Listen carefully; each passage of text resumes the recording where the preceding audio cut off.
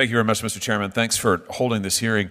I just want to, maybe I'll start with you, Professor Luther, and just see if I can figure out what the baseline here is. We've now learned today, it's been said over and over by our Democrat colleagues, that Judge Boasberg can't be held to account. He did nothing wrong because he had no idea whose records he was issuing subpoenas for.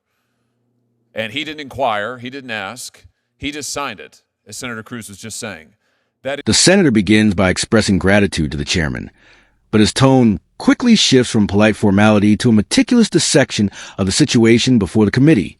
He explains that he has been listening closely throughout the hearing, absorbing every argument presented by colleagues across the aisle, and noticing a repeated refrain from the Democratic members. That Judge Boasberg bears no responsibility because he supposedly had no idea whose records he was authorizing subpoenas for. The senator recounts how this justification has been delivered as if it were a complete defense, as if ignorance alone were enough to absolve a federal judge of oversight duties. He paints a vivid picture of a judge who, rather than actively scrutinizing the request before him, appears to have rubber-stamped whatever federal prosecutors placed on his desk. According to the senator, this depiction is deeply troubling because it contradicts the basic expectations of judicial review. He emphasizes that federal statutes, including those explicitly involving separation of powers, require judges to evaluate the necessity, scope, and constitutional impact of requests for sensitive information. Yet in this case, the narrative offered by political defenders portrays a judge who asked no questions, reviewed no details, and exercised no independent judgment. The senator admits he finds this explanation not only unsatisfying, but alarming. If a judge can simply avoid accountability by claiming that he chose not to understand what he was authorizing, the senator argues, then the entire premise of judicial oversight collapses. In his view, ignorance is not an excuse. It is evidence of a failure in duty. Despite 2 U.S.C. section 6628C. So is that just how it works? That it's fine, the judge can just, whatever DOJ says, he doesn't need to inquire. Separation of powers concerns, he doesn't need to ask about it. It doesn't matter. He can just sign it. That's certainly not how it's supposed to be, but based on the evidence that's publicly disclosed, that seems to be the best evidence of what happened. And is that how non-disclosure orders work as well? That you can... Building on that foundation, the senator confronts Professor Luther with increasingly pointed questions. He asks whether it is truly normal or even remotely appropriate for a federal judge to sign off on broad investigative subpoenas without requesting clarification about whom they target. He notes that these subpoenas were not routine. They involved sitting members of the United States Senate. He argues that this alone should have triggered heightened scrutiny and additional legal safeguards. Yet, according to the narrative presented by some members of the committee, none of this occurred. The senator describes this as a stunning abandonment of basic judicial responsibility. A judge, he suggests, is supposed to be a gatekeeper, someone who interrogates the necessity of government intrusion, someone who ensures that constitutional boundaries are respected before any forced disclosure of private information takes place. Instead, the picture emerging from this situation is of a judge functioning more like a notary, placing a stamp on documents without asking critical questions. The senator presses the professor.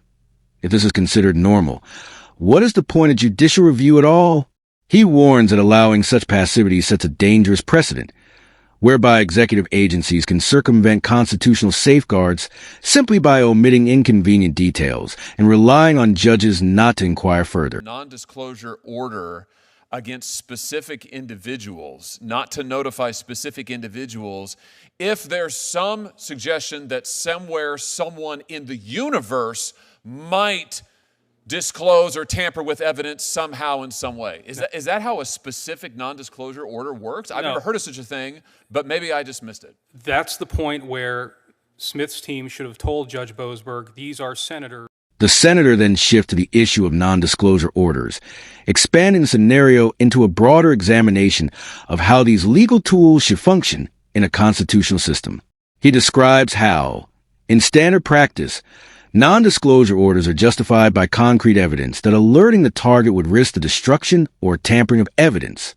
But in this situation, he argues, the judge issued a non-disclosure directive not because the individuals involved posed any specific threat, but because someone out there in a vague, undefined universe of possibilities might hypothetically interfere. He states that this rationale is not only flimsy, it is unprecedented. Drawing from his own tenure as a state attorney general, the senator recalls issuing non-disclosure orders in cases involving real risks, situations where notifying the target would invite criminal evasion or obstruction. But never, he insists, did he sign an order based on nebulous speculation detached from evidence. The senator contends that the logic used here essentially transforms a targeted legal tool into a broad gag mechanism with no evidentiary foundation. According to him, this undermines due process, transparency, and the constitutional principle that intrusion by the state must be justified by demonstrable necessity. And there are different obligations under the law for how we treat them. I've never heard of a non-disclosure order. I was the attorney general of my state. We sought these things in the past. I've never heard of one where you said, well, actually, we can't offer you any evidence that any of the people targeted in the order would actually tamper, but somebody out there somewhere might maybe take our word for it, sign the order, and he does it anyway. I mean, let me just say it this way. Does this actually exonerate Judge Boasberg? Respondent claims that Judge Boasberg was ignorant rather than malicious. The senator argues that this explanation does not improve the situation. It worsens it. He asserts that intentional misconduct and negligent oversight are both unacceptable, but negligence carries its own form of institutional danger. If a judge is intentionally biased, he can be removed or challenged, but if he is systemically negligent, rubber stamping requests, avoiding inquiry, and refusing to scrutinize executive assertions, the harm becomes ongoing and structural. The senator emphasizes that the absence of malicious intent does not diminish the constitutional damage inflicted. Instead, he argues, it creates a judicial environment in which executive agencies can act unchecked, confident that they will not be questioned by the judiciary. According to the senator, this is precisely the type of breakdown that separation of powers was designed to prevent. Democrat colleagues have offered this as, he's just doing his job. Does this make it better or make it worse? No, I think what has shifted from maybe a month ago when this broke for the first time is it's not so much that Judge Boasberg is being intentionally, it's not intentional, it's more negligent. And that's I think, the situation. It's grossly negligent, but I'll just say this. Here's my bigger issue, is that there's a pattern here with what happened in the last 4 years, where every time it comes to hold somebody accountable. The senator zooms out further and draws a sweeping connection between this case and what he describes as a multi-year pattern of governmental overreach. He claims that within a 4-year span, several incidents revealed a recurring theme. When federal agencies acted aggressively or in ways that infringe upon civil liberties, no officials were held accountable. He asserts that the dismissal of concerns always followed a predictable script. Technical excuses, bureaucratic deflections, and procedural shields that conveniently insulated individuals in power from consequences. He argues that such a pattern signals a cultural shift in government, where overreach is normalized and oversight is treated as an inconvenience rather than a constitutional duty. To real people, there's always an excuse as to why it can't be done. And senators, sure, whatever, but let's talk about the individual private American citizens who had SWAT teams sent to their homes in the early morning hours to take them into custody for protesting peacefully, saying prayers outside of an abortion clinic. I'm thinking about Mark Houck and his family. An FBI SWAT team came. The senator then revisits the example of a family whose home was raided by a heavily armed law enforcement team during early morning hours. He offers an extended description of the emotional and psychological impact, the fear experienced by the children, the shock of being awakened by tactical units, the danger inherent in bringing military-style force into a residential neighborhood. He emphasizes that this was done in connection with a nonviolent allegation related to public protest activity. He highlights that the target of the raid was acquitted in court, arguing that this outcome underscores the concerns about disproportionate enforcement methods. He asks how ordinary citizens can feel secure in their constitutional rights if low-level accusations lead to aggressive, militarized responses that are usually reserved for violent offenders. To his home, armed, a SWAT team, took him into custody, dragged him off. He was later acquitted, by the way, by a jury for any wrongdoing. We had the anti-terrorism division of the FBI activated against parents who went to school board meetings and asked about their children wearing masks at these meetings. The anti-terrorism division. We had the FBI recruiting informants that spy. Pivoting to the school board situation, the senator describes how parents across the country attended meetings to express views about pandemic restrictions, mask mandates, curriculum decisions, and educational transparency. Many parents, he says, were vocal but peaceful, yet some were reportedly categorized in internal documents as potential threats. He emphasizes that involving federal counterterrorism divisions in monitoring civic meetings represents a dangerous blurring of lines between legitimate public participation and criminal behavior. In an extended reflection, he argues that the ability of citizens to challenge local authorities is a core democratic right. Treating dissent as extremism, he says, undermines free speech and discourages civic engagement. He warns that if parents fear federal retaliation for speaking at school board meetings, democracy becomes hollow. Into Catholic parishes in this country, making a list of churches that the FBI, or at least the Richmond field office, had serious security concerns about, singling them out for disfavorable treatment. As far as I know, nobody associated with anything I have just mentioned has been disciplined in any way. In any way.